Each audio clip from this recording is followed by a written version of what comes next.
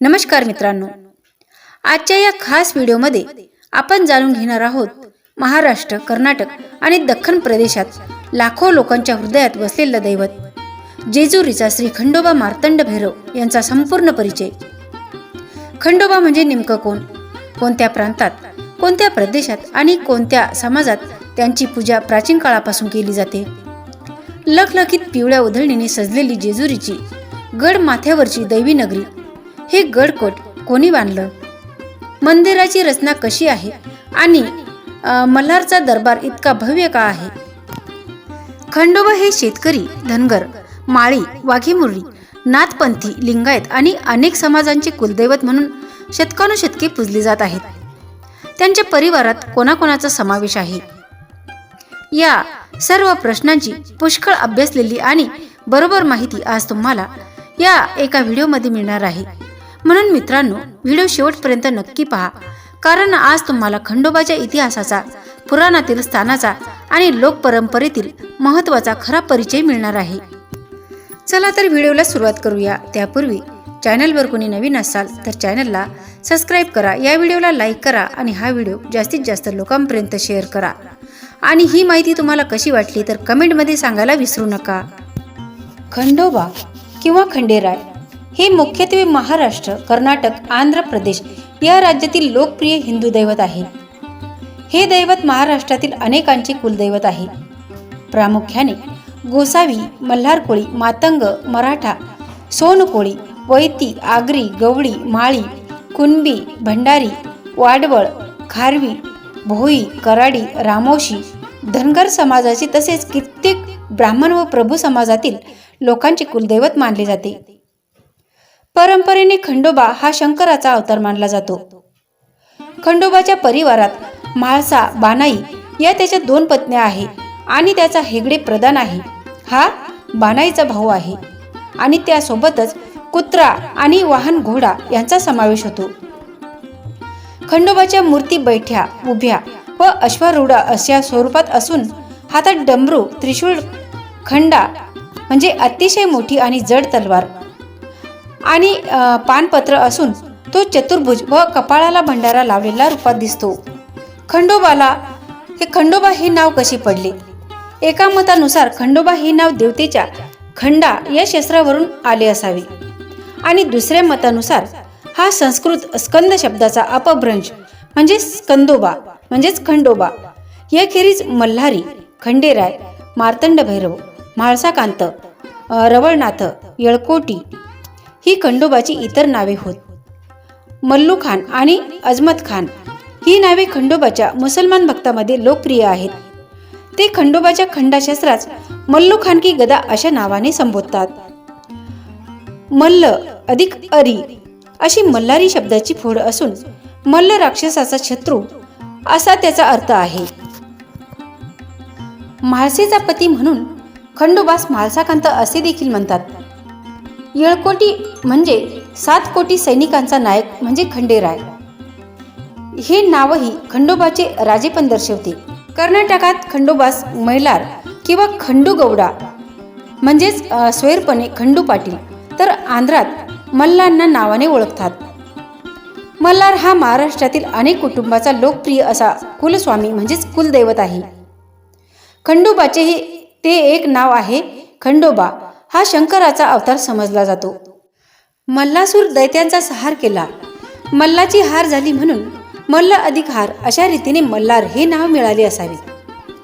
येळकोट येळकोट जय मल्हार असा या देवाचा जयघोष केला जातो। मल्हारी मार्तंड असेही नामाभिधान आहे।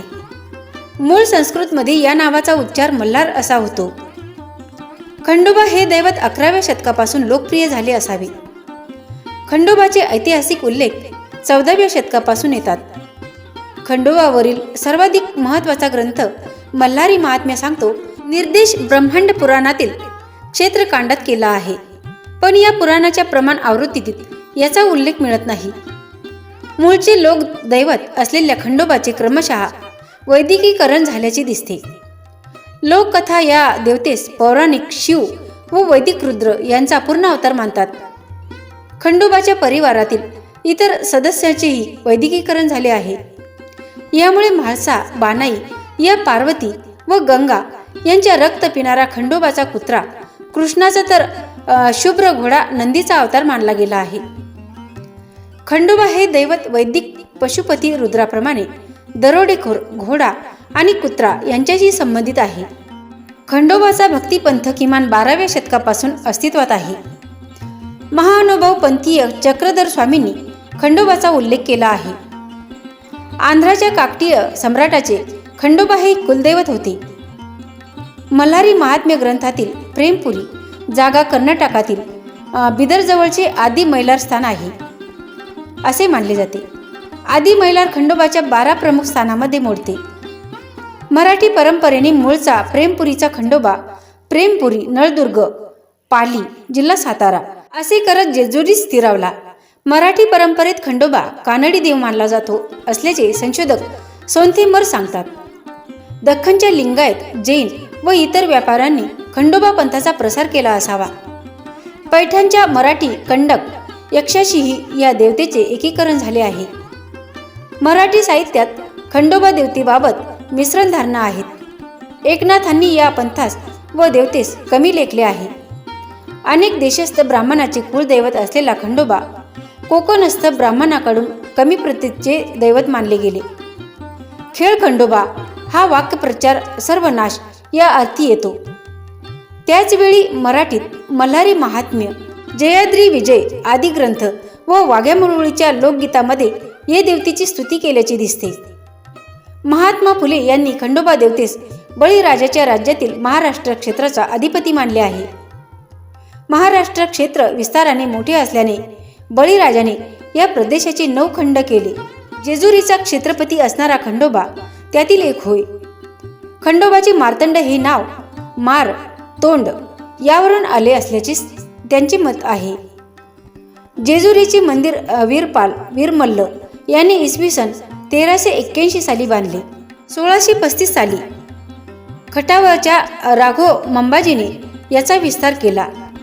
बंगाली संत चैतन्य महाप्रभू यांनी या मंदिरास भेट दिली होती व मुरळीचा वेश्य व्यवसाय बंद करण्याचे प्रयत्न केले होते असे ऐतिहासिक उल्लेख आहेत. जेजुरी गडावरील शिलालेखात विठ्ठल सदाशिव विंचुरकर, मल्हारराव होळकर वगैरेंचे उल्लेख येतात.